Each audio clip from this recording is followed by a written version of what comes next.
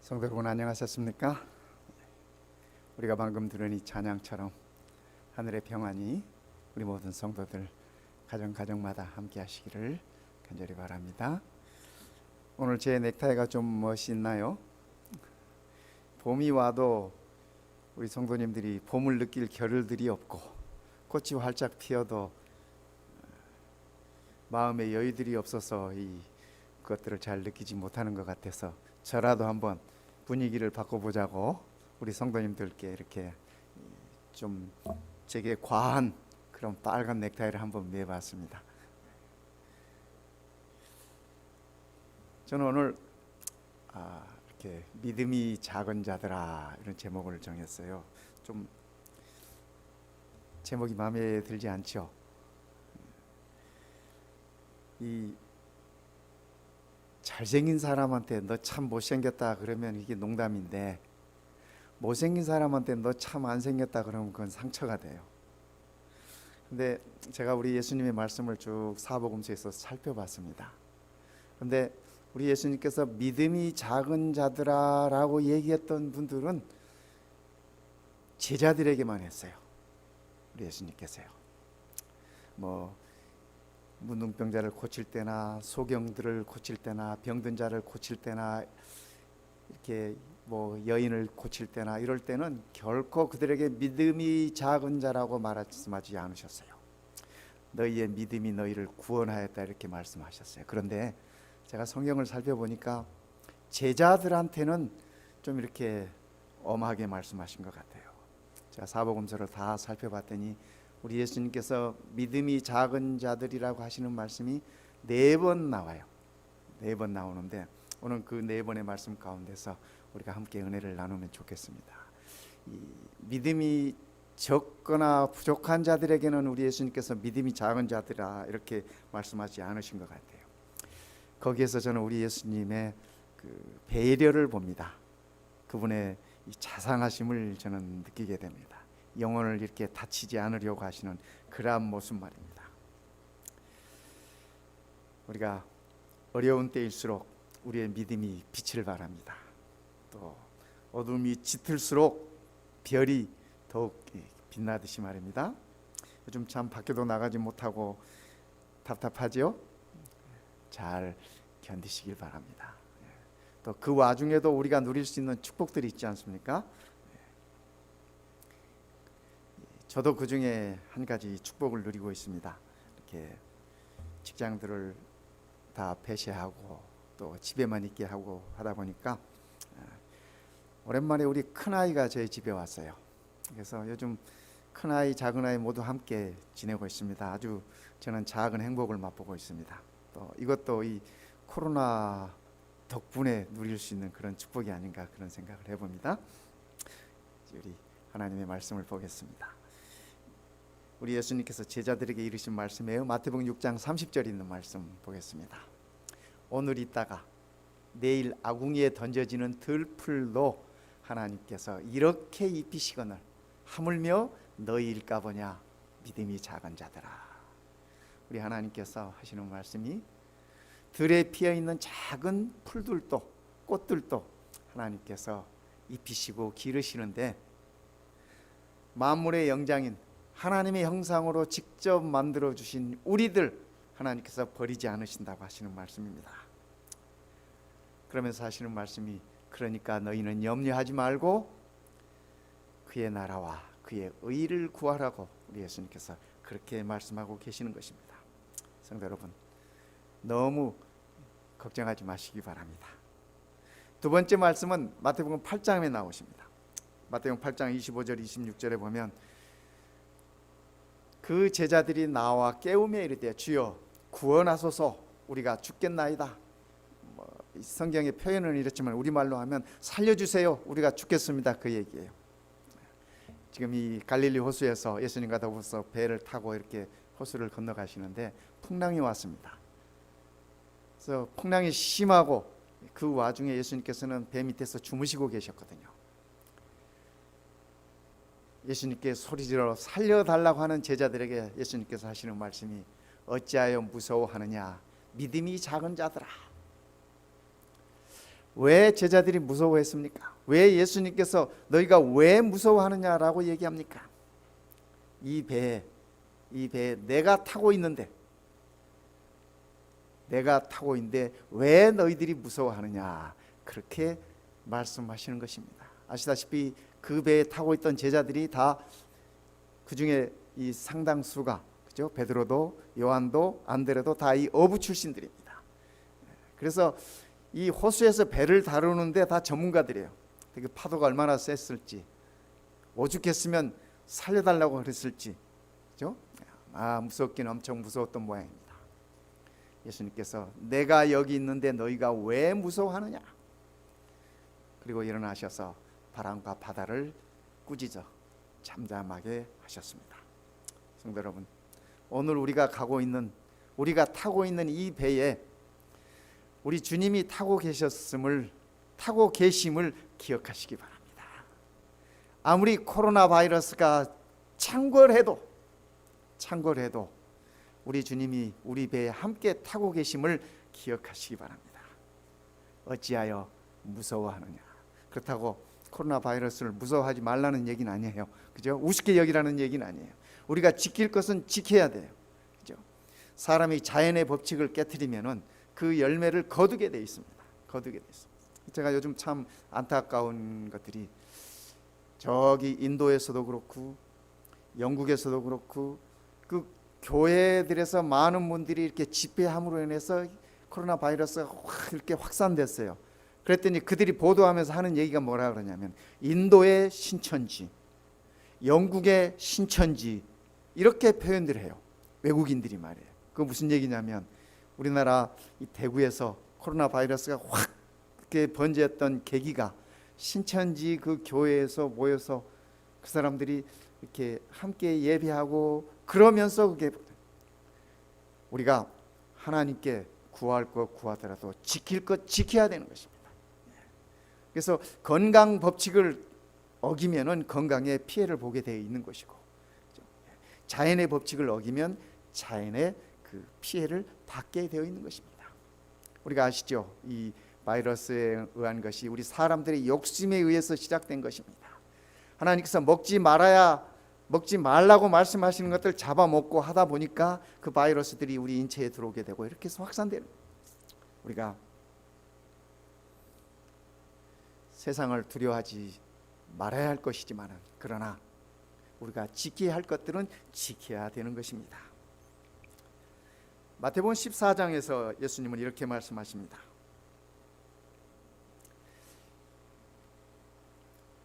아까 8장에 있는 사건도 이 갈릴리 호수에서 있었던 사건입니다. 오늘 이 14장에 있는 말씀도 이 갈릴리 호수에서 있었던 그 뒤의 얘기입니다. 바람을 보고 무서워 빠져가는지라, 이 베드로 얘기하고 있습니다.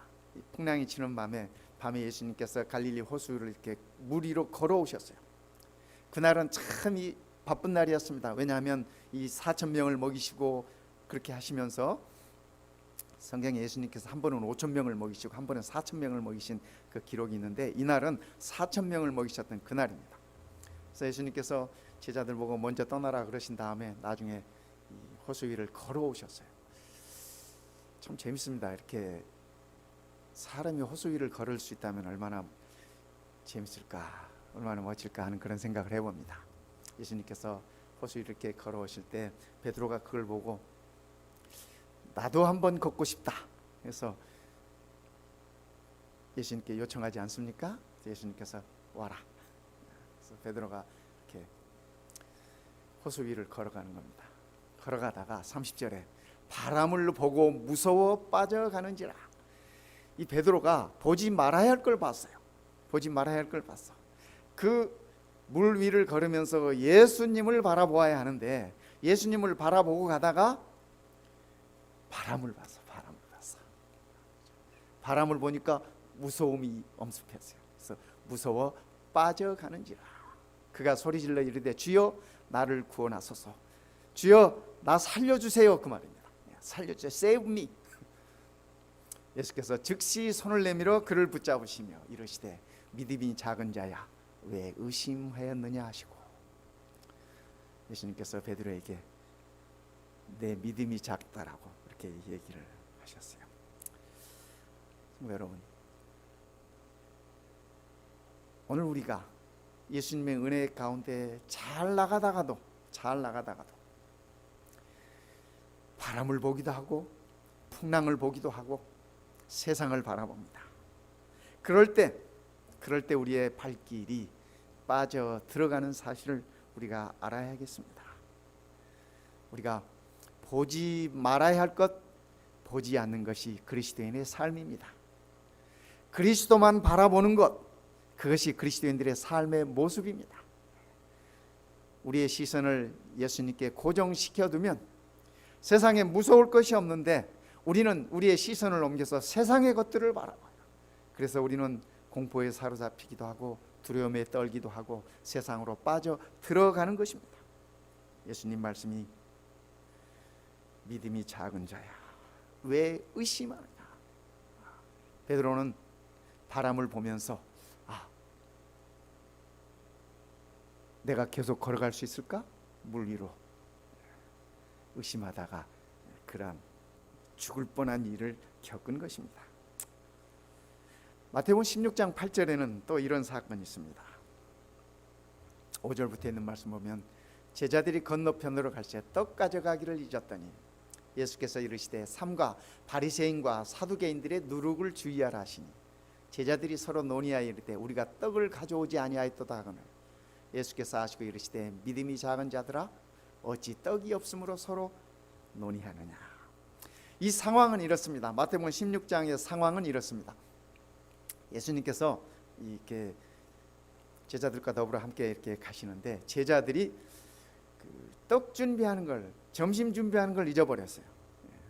빵 가져가는 걸 잊어버렸습니다. 그래서 이 도둑이 재발절인다고 거기에 대한 이 부담감이 있었는데 예수님께서 갑자기 하시는 말씀이 얘들아 바리새인들과 사두개인들의 누룩을 주의하라 그러십니다.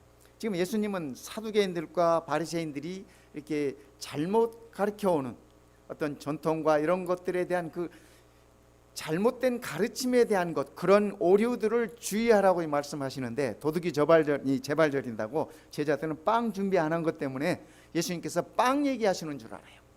그래서 우리가 떡을 가져오지 아니하였도다. 우리 가끔 그럴 때 있지 않습니까? 동문서답, 엉뚱한 대답, 그죠? 내가 딴 생각하고 있다가 나도 모르게 툭 튀어나오는 대답들. 제자들이 그랬어요. 제자들이 빵을 미처 준비하지 못했던 차에 예수님께서 누룩 얘기하시니까, 여러분 누룩과 빵은 정확하게 같은 얘기는 아니에요. 그렇죠?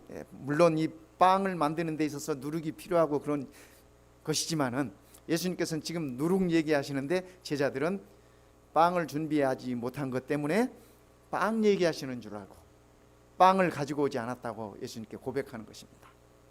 예수님께서 아시고 이르시되 믿음이 작은 자들아 어찌 떡이 없으므로 서로 논의하느냐. 예수님께서 14장에서는 이 보리떡 5개로 5,000명을 먹이세요. 마태복음 14장에서는. 그리고 마태복음 15장에서는 4,000명을 먹이셨습니다. 그리고 이 16장 얘기예요. 16장 얘기예요. 그러니까 제자들이 빵 걱정해야 돼, 안 해야 돼? 그죠? 빵이 없어도 5,000명을 먹이시는 보리떡 5개만 가지고도, 그렇죠? 4,000명도 먹이셨어. 그러니까 제자들이 사실 빵 걱정할 일이 없어요. 그런데 빵을 준비하지 못했다고 하는 그 자격지심이 예수님의 질문조차도 엉뚱한 대답을 하도록 그렇게 만들고 말았습니다. 예수님께서 하시는 말씀이 믿음이 작은 자들아 어찌 떡이 없으므로 서로 논의하느냐. 이 논의하느냐 이 말씀은 떡 없는 것으로 인해서 왜 서로 걱정하느냐, 바로 그런 말씀입니다. 그런 말씀.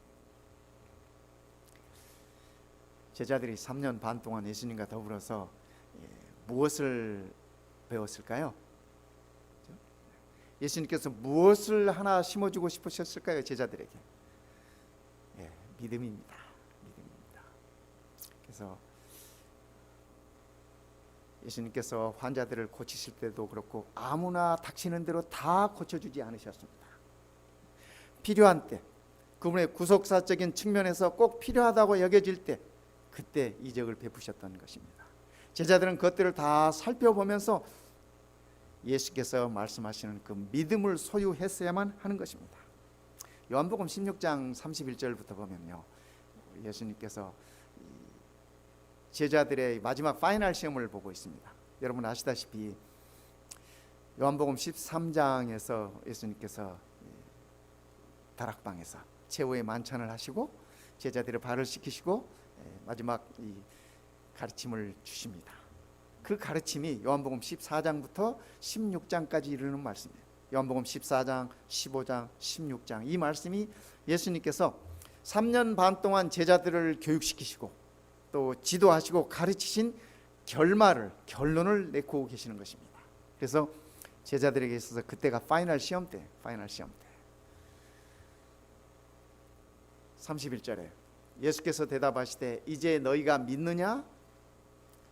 파이널 시험의 제목이 뭐예요? 너희가 믿느냐예요. 믿느냐. 예수님께서 3년 반 동안 그 믿음을 일러주신 거예요. 가르쳐 주신 것이. 보라 너희가 다 각각 제 곳으로 흩어지고, 예수님께서 십자가에 돌아가시면 이 제자들이 다 흩어질 것을 지금 말씀하고 계셔요. 나를 혼자 둘 때가 오나니 벌써 왔도다. 지금 예수님께서 돌아가시기 전날 하신 말씀이시거든요. 그러나 내가 혼자 있는 것이 아니라 아버지께서 나와 함께 계시느니라. 이것을 너희에게 이르는 것은 너희로 내 안에서 평안을 누리게 하려 함이라. 세상에서는 너희가 환난을 당하나 담대하라. 내가 세상을 이겼노라.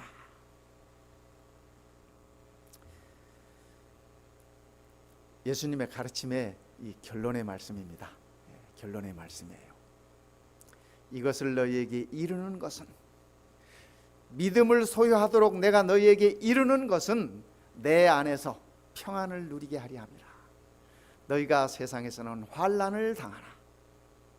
예수 믿으면 환난이 없다는 얘기가 아니에요. 잘 먹고 잘 산다고 하는 그런 얘기가 아니에요. 예수를 잘 믿어도 환난을 당할 것이다. 환난이 있다. 내가 혼자인 것처럼 너희들이 혼자 버려질 때가 있을 것이다. 그러나 하나님이 함께 계심을 믿어라 라는 말씀이에요. 그러면서 담대하라. 내가 세상을 이겼다.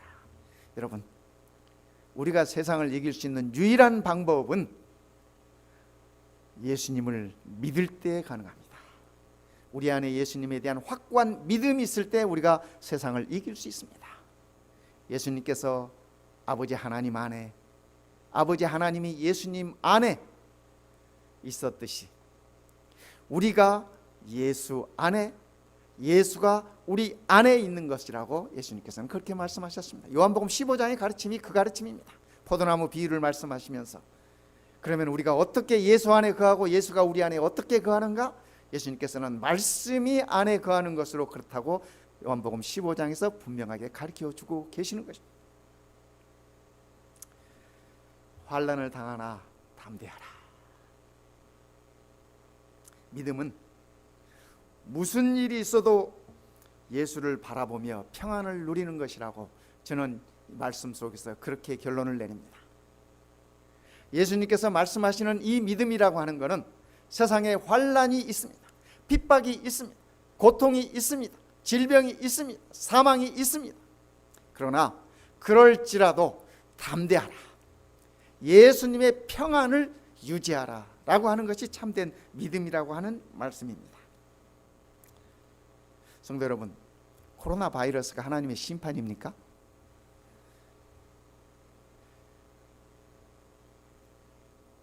아닙니다. 하나님의 심판이 아니에요. 요즘 뭐 그런 소리 하고 계시는 분들도 있는 것 같던데, 저는 그분들이 하나님을 잘못 알고 있다고 확실하게 생각합니다.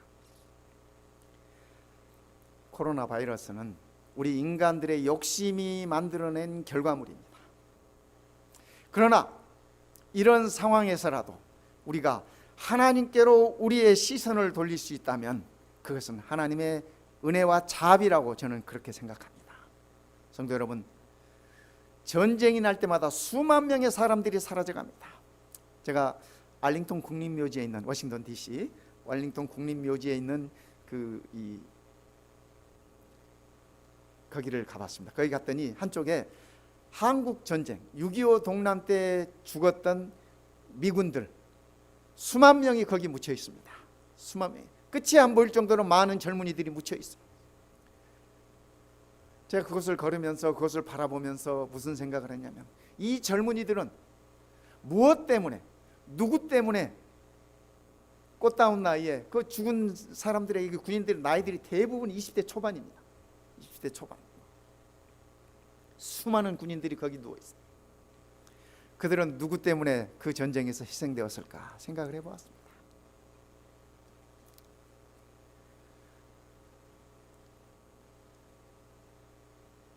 우리 대한민국 사람들이 이 미국에 고마워해야 할 부분이 그런 부분입니다. 우리나라가 전쟁의 어려움에 있을 때 그 많은 젊은이들이 그곳에 와서 그들의 생명으로 우리를 지켜줬어요. 그들의 생명으로 우리를 지켜줬어요.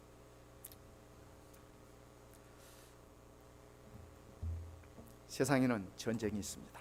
수많은 무고한 생명들이 사라져갑니다. 세상에는 많은 질병들이 있습니다.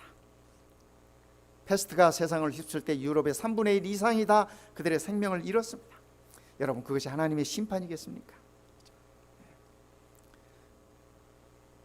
우리가 살고 있는 이 죄 있는 세상에 이러한 일들은 끊임없이 있을 것입니다. 앞으로도 계속 있을 것입니다. 주님 오시는 날까지 일어날 것입니다. 우리가 자연의 법칙을 어기면 질병은 발생하게 돼 있습니다. 그러나 예방법을 따르면 비교적 안전합니다. 우리가 뉴스타트 하는 이유도 예방을 위해서 하는 것 아니겠습니까? 교회에 모여서 안식일이니까 예배 드려야 한다고 악착같이 예배를 드린다면, 우리가 예배를 드릴 수는 있지만 질병은 막을 수 없습니다. 코로나 바이러스 같은 것, 이런 것들은 막을 수 없어요. 이런 걸 가지고 뭐 종교적인 압박이니 탄압이니 종교 자유를 제한하는 거니 이렇게 얘기하면 이거는 잘못 얘기하는 것이에요. 이거는 어떤 종교적인 이슈가 아니라 건강에 관한 이슈예요. 건강에 관한 이슈. 지도자들은 성도들의 건강을 지켜줘야 하는 것입니다. 각 가정의 가장들은 가족들의 건강을 지켜주어야 하는 것입니다. 우리가 질병 앞에서 하나님 앞에 한 곳에 모여 기도하면 질병도 오지 않는다고 하는 것은 영적인 오만입니다. 영적인 교만입니다. 그렇게 해보시기 바랍니다. 그러면 질병은 반드시 서로 옮겨가게 돼 있어요. 옮겨가게 돼 있어요. 어떤 경우에 말입니다. 어떤 경우에, 특별한 경우에 하나님께서 특별한 목적으로 그러한 응답을 주실 때가 있습니다. 그러나 대체적으로 우리 하나님은 그런 일에 침묵하십니다. 그런 일에 침묵하셔요. 성경이 일러준 믿음이란 무엇인가? 환난 중에, 고통 중에, 핍박 중에 그 어떤 경우라도 하나님을 향한 신뢰를 잃지 않는 것을 얘기하는 것입니다. 지난 주까지 우리가 다니엘서를 공부했지 않습니까? 우리 육장로님이 다니엘서를 강의를 해주셨는데 참 감사합니다. 네. 여러분, 다니엘서를 석 달 동안 공부하시면서 여러분들이 내린 결론은 무엇입니까? 다니엘서에서 여러분은 무엇을 보셨습니까? 우리가 예언서 하면은 다니엘서, 요한계시록을 얘기를 하는데 그 예언서 가운데서 무엇을 보십니까? 다니엘서는 1장에서 음식을 통해서 하나님의 백성들이 이방에서 어떻게 하나님께 영광을 돌렸는지를 얘기해 주고 있습니다. 그래서 1장의 마지막에서 그들의 시선을 하나님께로 향하게 합니다. 2장에는 다니엘, 이 느부갓네살 왕의 꿈을 통하여 돌나라가 임하여 온다고 하는 사실을 깨우쳐 줍니다. 그래서 이 세상의 모든 왕국은 그 끝이 있지만은 하나님의 왕국은 영원한 왕국이라고 하는 것으로 우리의 시선을 옮겨주고 있습니다. 3장에서는 느부갓네살 왕의 욕심으로, 그의 욕심으로 금으로 신상을 만들어 놓고 모든 사람들에게 다 그곳에 경배하라고 합니다. 다니엘의 세 친구들이 그 왕의 명령을 거역하고 용광로에 들어가지 않습니까? 성도 여러분, 용광로에 들어가서 살아남을 수 있습니까? 인류 역사에서 용광로에 들어가서 살아남았다고 하는 사람 보신 적 있습니까? 성경에만 단 한 번 나오는 기록이에요. 단 한 번 나오는 기록. 그런데 여러분 한번 생각해 보십시오. 그 다니엘의 세 친구들이 용광로에 들어가서 살겠다고 생각 들어져서, 그런 믿음이 있어서 신상에 경배하는 걸 거부했습니까? 아니에요. 그들은 하나님께서 우리를 구하지 아니하실지라도 우리가 우상에게 경배할 수 없다라는 그들의 믿음을 표현하는 것입니다. 여러분들이 한번 실험을 해보시려면 해보십시오. 이 기름을 탁 이렇게 오븐에 올려놓고 끓여놓고, 하나님께 내가 믿습니다, 하나님께서 내 이 손가락을 기름 안에 넣어도 안 튀기실 것을 하면서 한번 넣어보시기 바랍니다. 그렇죠? 그런 일은 없어요. 하나님께서 특별한 목적으로 어떻게 이렇게 관여하실 때가 있지만, 그죠? 끓는 기름 속에 손가락 넣으면 내 손가락 튀김 되는 거예요. 믿음은 그런 것이 아니에요. 저는 어렸을 때 이 다니엘의 세 친구들이 용광로에 들어갔다가 나온 것이 당연한 건 줄 알았어요.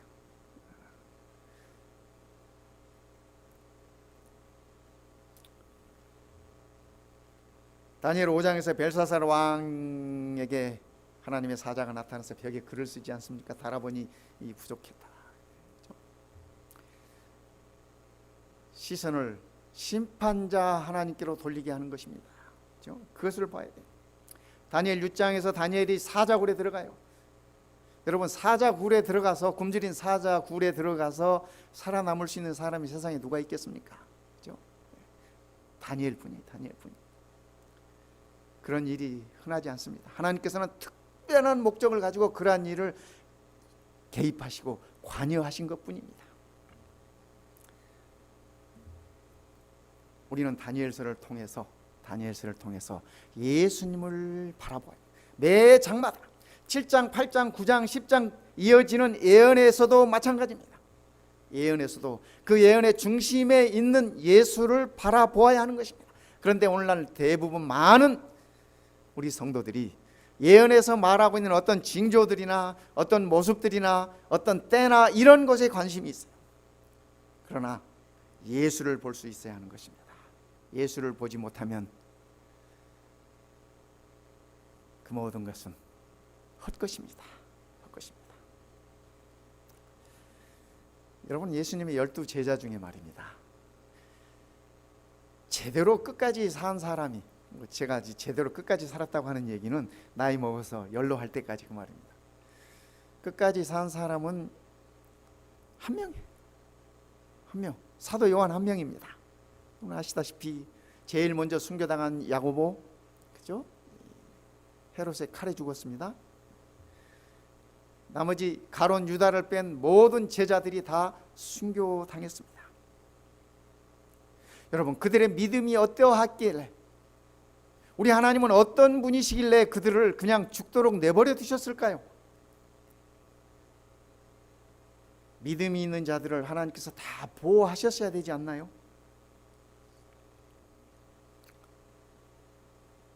스데반은 어떤 집사길래 돌 맞아 죽어가면서도 마음의 평안이 있었을까요?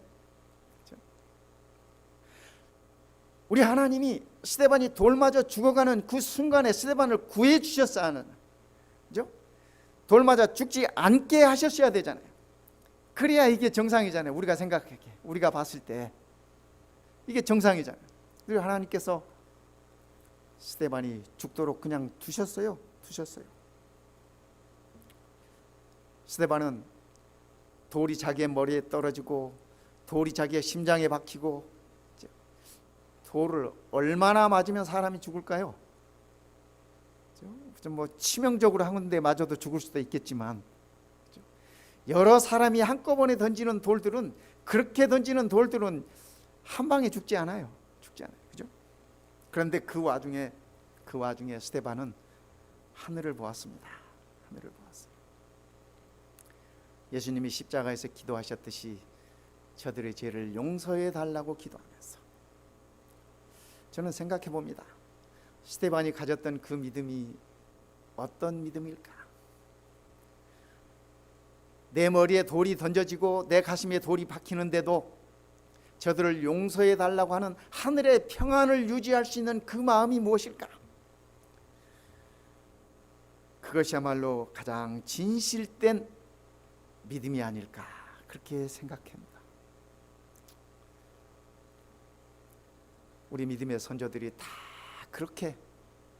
그렇게 믿음들을 지켰습니다. 성도 여러분, 우리 예수님께서 말세에 너희의 믿음을 보겠느냐 이렇게 말씀하셨는데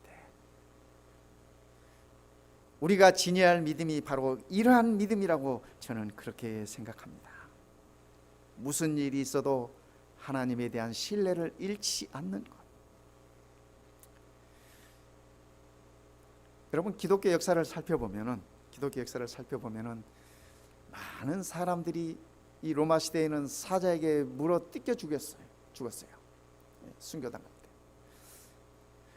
다니엘은 사자 굴에 들어가서 살아남았는데 수많은 초기 그리스도인들은 수를 헤아릴 수 없는 많은 초기 그리스도인들은 다 사자에게 물어 뜯겨 죽었어요. 다니엘의 세 친구들은 영광내에 들어가서 살아남았는데 그보다 수없이 많은 초기 그리스도인들은 불에 타서 죽었어요. 어떤 자들은 십자가에 묶여서 불에 태워 죽이고,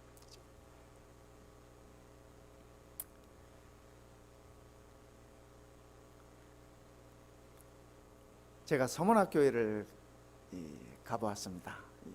요한계시록에 나오는 7교회 가운데 예배소, 서머나, 보가모, 도아디라 7교회들이 있지 않습니까? 이 서머나 교회를 갔어요. 서머나 교회를 갔더니 거기에는 그 요한의 제자가 거기 있습니다. 네. 그분의 그 마지막 장면을 그 교회의 그 천장에 벽화로 이렇게 그려놨습니다. 벽화로 이렇게 그려놨는데 로마의 황제도 그를 죽이고 싶어 하지 않았습니다. 왜냐하면 그가 훌륭한 사람이기 때문에, 아까운 사람이기 때문에. 그래서 사람들을 보내서 예수를 거절하도록 여러 번 종용했습니다. 근데 그가 끝까지 거절했습니다. 끝까지 거절하고, 예수님은 나를 향해서 단 한 번도 나를 실망시키지 않으셨는데, 내 일생을 두고 나를 실망시키지 않으셨는데 내가 어떻게 그 예수님을 실망시킬 수 있겠느냐 하면서 그가 십자가에 묶여서 화형으로 불에 태워져서 그의 최후를 마감했습니다. 다니엘의 세 친구들을 용광로에서 건지셨던 하나님께서 왜 당신의 사랑하는 자녀들은 그대로 내버려 두셨을까요? 성도 여러분, 오늘 우리의 믿음이라고 하는 것은 내 상황이 어떠하든지 간에 우리가 그것이 내 생명이 달린 문제라 할지라도 내게 닥쳐오는 풍랑이, 바람이 아무리 세다 할지라도 하나님을 향한 우리의 신뢰에 의심을 두지 않는 것입니다. 무슨 일이 있어도 설령 그것이 내 생명을 요구하는 것이라 할지라도 영원한 생명을 약속하신 그분께 대한 신뢰를 거두지 않는 것이라고 하는 사실을 기억하면 좋겠습니다.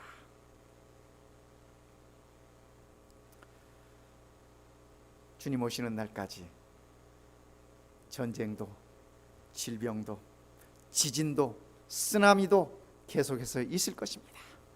그러나 그럴 때마다 우리가 좌로 우로 흔들리고 두려움에 떨지 마시기 바랍니다. 주님 오시는 날까지, 세상 끝날까지 그러한 일은 있을 것이라고, 환난이 있을 것이라고 우리 주님께서 말씀하십니다. 그러면서 그럴지라도 너희는 담대하라. 왜냐하면 내가 너희와 함께 있기 때문이다 라고 말씀하십니다. 사복음서를 이렇게 놓고 보시면요, 오늘 안식일 오후에 성도님들 한번 찾아보십시오. 예수님 오시기 전에 마지막 징조에 관한 말씀들은 마태복음 24장에서 주고 있습니다. 마가복음에서 13장에서 말씀하고 계십니다. 누가복음에서 21장에서 말씀하고 계십니다. 마태복음에서는 24장에 각종 이 징조들을 얘기하시고 또 예루살렘의 멸망까지도 얘기하시면서 뭐라고 말씀하시냐면은 너희들이 예루살렘이 멸망하는 그때가 부정한 것이 거룩하게 서게 되는 일을 보게 되는 그때가 겨울이 되지 않도록 기도해라. 또 아이벤 자들이 그때를 만나지 않도록 그렇게 기도해라. 안식일이 되지 않도록 그렇게 기도해라. 이렇게 말씀하셨어요. 그러니까 예루살렘 멸망은 반드시 온다고 하는 얘기입니다. 이러한 어려운 순간은 반드시 온다고 하는 얘기예요. 그러나 너희들이 그것을 견딜 수 있도록 기도하라는 말씀입니다. 그러면서 마태복음 24장에서 하시는 말씀이 우리 주님께서 너희가 깨어있으라 이렇게 표현하십니다. 깨어있으라. 그런데요, 깨어있으라는 그 말씀 다음 성경절에 보면은 그 깨어있다라고 하는 의미가 무엇인지 이렇게 설명하고 있습니다. 너희가 때를 따라 양식을 나누어 주는 자가 주인이 왔을 때 충성된 종으로 칭찬을 받는다고 얘기를 하고 있습니다. 그러니까 깨어있다라고 하는 의미는 양식을 나누어 주는 자들이라고 그렇게 얘기를 하고 있습니다. 마가복음 13장에서도 같은 얘기를 하고 있습니다.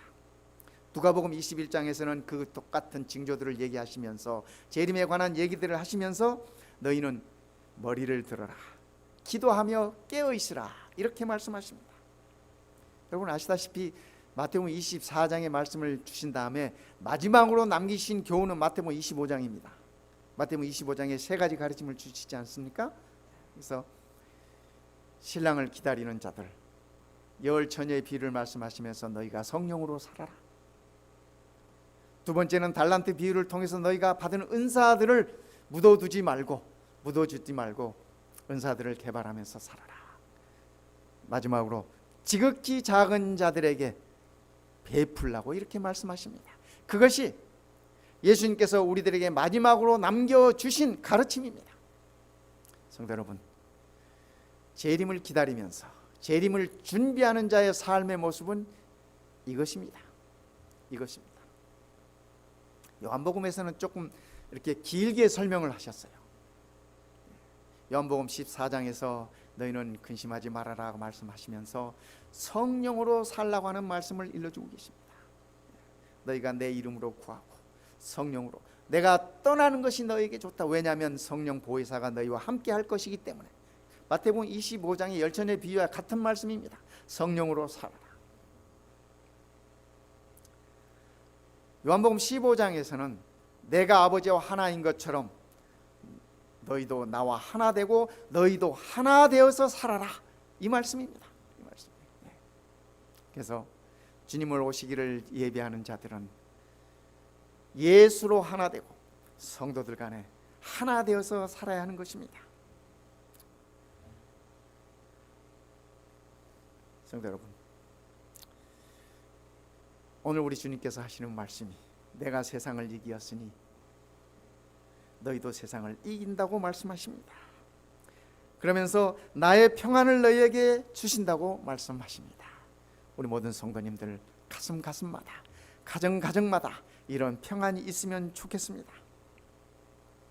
요즘 우리의 일상이 깨어지니까 참 답답하지 않습니까? 그리고 일상이 그립죠. 일상이 그리워요. 그런데 우리가 주님을 만나는 시간도 우리의 일상 가운데서 주님을 만납니다. 어디 저기 특별한 곳에 들어가서 특별한 준비를 해서 주님을 만나는 것이 아니라 우리의 일상 속에서 주님을 만난다고 하는 사실을 기억하시기 바랍니다. 예수님께서 마태복음 24장의 그 재림의 징조들을 이렇게 쭉 설명하시면서 예수님 만나는 사람들을 얘기하시면서 이렇게 말씀하셨어요. 밭을 가는 자가 두 사람이 있는데 한 사람은 데려감을 당하고 한 사람은 버려둠을 당했다.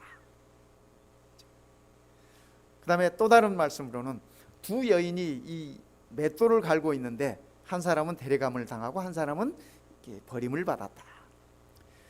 남자가 밭을 가는 거는 그죠? 그 당시 사람들의 일상을 얘기하는 것입니다. 여인이 맷돌을 가는 것은 그 당시 사람 여인들의 그 일상을 얘기를 하는 것입니다. 오늘 우리도 마찬가지입니다.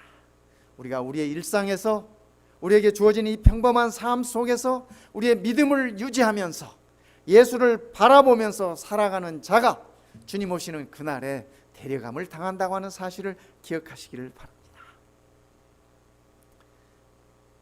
우리 주님께서 말씀하십니다. 믿음이 작은 자들아, 왜 무서워하느냐? 믿음이 작은 자들아, 왜 염려하느냐? 믿음이 작은 자들아, 어찌하여 근심하느냐? 성도 여러분, 두려워하지 마시기 바랍니다. 불안해하지 마시기 바랍니다. 공포에 떨지 마시기 바랍니다. 코로나 바이러스는 반드시 지나갑니다. 얼만큼의 상처를 남기고 얼만큼의 결과들을 남겨두고 떠날지는 우리가 모르지만, 그러나 우리가 지켜야 할 것들은 최대한 지켜가면서 예방을 위해서 우리의 최선을 다하고 혹여 우리가 코로나 바이러스가 우리에게 온다 할지라도 우리는 염려하지 마시기 바랍니다. 우리의 영원한 생명을 안고 계시는 우리 주님이 계심을 기억하시기 바랍니다. 주께서 말씀하십니다. 염려하지 말아라. 염려하지 말아라. 여러분, 우리 함께 찬양하십시다. 373장 참미입니다. 이 몸의 소망이 무언가, 그렇죠?